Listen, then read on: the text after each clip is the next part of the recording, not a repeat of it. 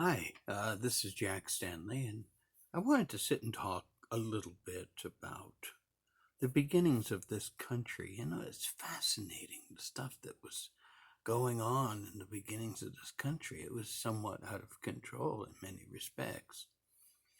I was talking before in another talk about the Articles of Confederation and the fact that we had separate countries. And truly, we did. And people referred to their states as countries. Um, and that whole idea of country is not totally gone until after the Civil War, because if you think about it, when the Civil War became somewhat of a reality, many people went back to their country. Robert E. Lee, although he loved the Union, could not go against his country, which was Virginia. And that was very true of the Virginians and North Carolina and South Carolina, etc. And I think it was much more a feeling in the South more so than in the North. In the North, I think the idea of country was kind of gone, but in the South, it was a totally different type of lifestyle. And they considered their state their country.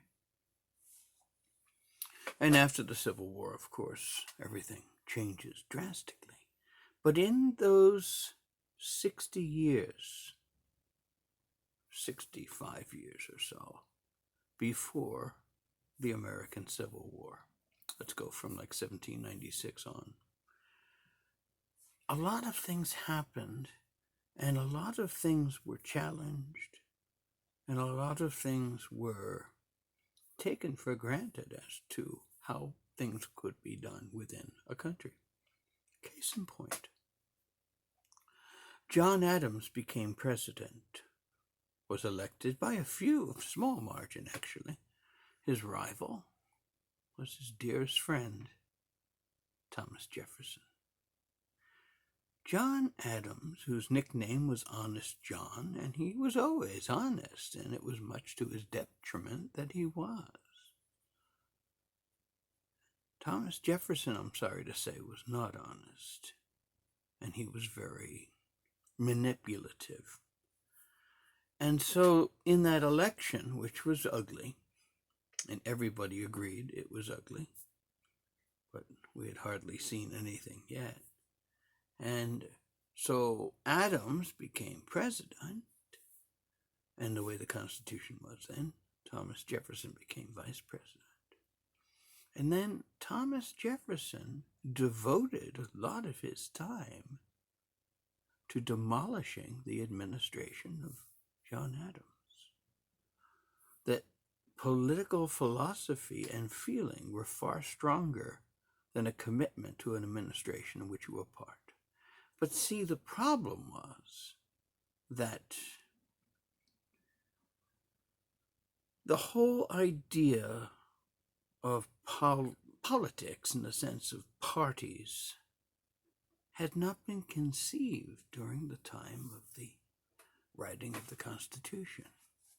Now, granted, they knew there were those that were more pushing toward the left and there were those that were pushing more to the right. But they didn't think it would get as ugly as it quickly became. Because, as I've mentioned before, in the administration of George Washington, in his second term cabinet, it was a terrible situation and just filled with anger and absolute distrust of the Washington administration. There was terrible things being said and done and challenging. And of course, Jefferson and Madison were working very hard to make sure that George Washington's administration was not as successful as it could be. But they had to be careful with Washington, because Washington was a deity. He's the only one of our presidents that's a deity. that had a big sign right in front of it saying, "Do not touch." And so you could only go so far with Washington. And so they waited, licking their lips and waiting for the administration to start of John Adams. And then they pounced on the attack. It was pretty awful. There were newspapers that were calling for, Adams to be arrested and challenging, saying he was a king and saying he hated liberty and he wanted to be a monarch, and a lot of really awful, stupid things that were not true. But they knew the personality of John Adams, and they knew that he was very honest, and they knew he was easily pushed into a fit of temperament. And newspapers that came out, that were put out with the complete control of Jefferson and Madison and a few others, did their best to totally destroy Adams. And they were quite successful. And in many respects, they were very, very pro-French, and saying a lot of things about the French that were very much against what should be done in the country. And in many respects, Adams' reaction to these newspapers and these attacks talking about the French and, raising, arms in this country and stuff like that, led Adams foolishly to agree to the Alien and Sedition Act.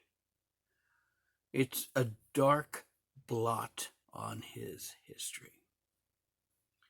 But he felt it was a safe thing to do, and he checked with his wife, The interesting thing with John Adams is that no matter what he did, he always asked Abigail what she thought.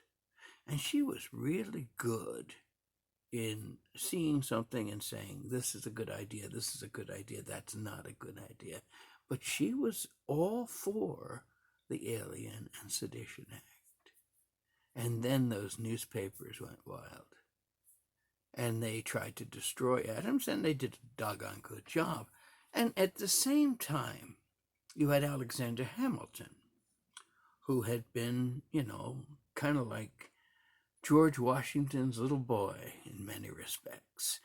He had an issue. He was connected to Washington. And when anyone gave Hamilton a hard time, Washington would kind of say, "Stay away from my boy." And so he had this wonderful insurance program that he could really annoy people, hurt people, push people. And if anyone gave him a really hard time, he would run to Washington, and Washington would put a cloak of basically invincibility around Hamilton. Once Washington was dead, Hamilton's time was going to be pretty limited because he made so many enemies. He did terrible things to so many people. But here's the interesting thing that's so very, very important that was going on at that time.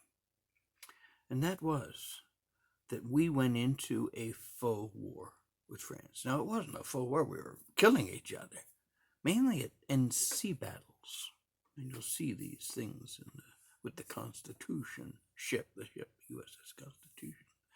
And a number of other ships were involved in little skirmishes and sometimes big battles with the French. And it was a war of words in many respects. And Adams immediately tried to find a way to settle this through diplomacy. Hamilton came screaming and hollering into Adams' office, saying, "We need to go to war. We need to fight France." And Adams just sat there and looked at Hamilton and said, "Are you mad? We don't have a navy. We don't have an army. Who's going to come to our aid? England? And, and the thing is that Hamilton pushed to have a military put together, and old George, before he died, came out. And we have to be honest about George Washington, and he knew it. He wasn't what he had once been. And so he was somewhat feeble. He would forget things kind of often and stuff like that. So what had become kind of like the standard practice for Washington in the last few years of his life was having Hamilton tell him what to do. And that's not true in some respects, but in many respects politically, Hamilton had a very, very willing ear from George Washington. And a lot of the actions of George Washington were on the advice of Alexander Hamilton. And so Hamilton convinced Washington to be the head of the army in this French crisis, and his second in command was going to be Hamilton. Now, we know exactly what the plan was. That Washington would take the thing, and then eventually Washington would retire. And then the general-in-chief would be Alexander Hamilton, and then he could have an army. And he was kind of crazy with some of his ideas. He wanted to go to war. He wanted to go invade Mexico. He wanted to go out west, do all kinds of stuff. And absolutely terrified Adams and a lot of other people who thought the guy was stark raving mad. And finally, Adams was able to get rid of him, saving the country, because Hamilton, while brilliant, incredibly creative in the Federalist Papers and coming up with wonderful ideas, on the other side of the coin was an absolute disaster of an individual. And while he could be brilliant at one minute, he could be stark raving mad another. And he was a dangerous person to have in any kind of charge in our government. And that didn't last long because, by 1804, it was all over for Hamilton. But at this point, John Adams understands that the only way they're going to solve this issue is through diplomacy. And of course, he sends a diplomat, and they're told to give a bribe. And of course, for the few times in his entire life as president, he was popular because he said no. And, and there was the old saying, millions for defense, but not 1 penny for tribute, or 1 cent for tribute. And Washington retired. Hamilton was out of the way, and Adams went to work on diplomacy. He kept working at it, sending envoys, and finally found the right ears, and was able to work out a phenomenal relationship with France, with this new government that was there. And actually, if you think about it, this new government that was in France, and through the efforts of Adams, opened this wonderful diplomatic channel that made the Louisiana Purchase 2 years later a very real possibility. And through all of this, Adams is being attacked by Hamilton, being attacked by Jefferson, being attacked by all of these newspapers, and some of the writers in these newspapers were employed by Jefferson. But through it all, Adams held on, and he was successful.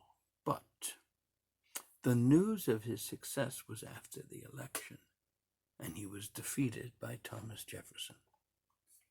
He felt that he had been totally stabbed in the back by Jefferson. He was truly shattered because he considered Jefferson a friend. He wanted to send Jefferson as an envoy, and Jefferson refused.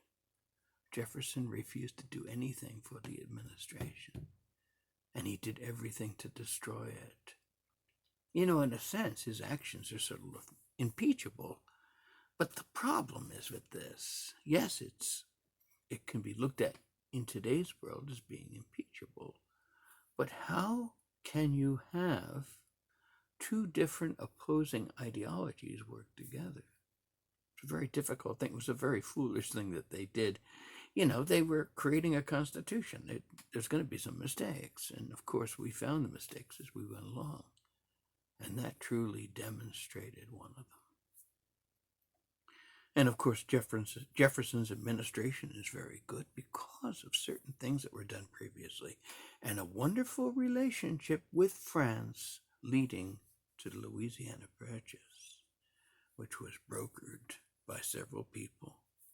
And of course, Jefferson was just basically told to stay out of it and we'll take care of it. And it was done. And it is one of the greatest moments in our history, doubled the size of the country. Although Jefferson had a difficult time agreeing with the principle of it because it went against everything that he stood for. But then we learn with Jefferson that he is often somewhat of a chameleon when it comes to constitutional rules and understandings. That's enough to go for now, and I'll leave it there. Thank you.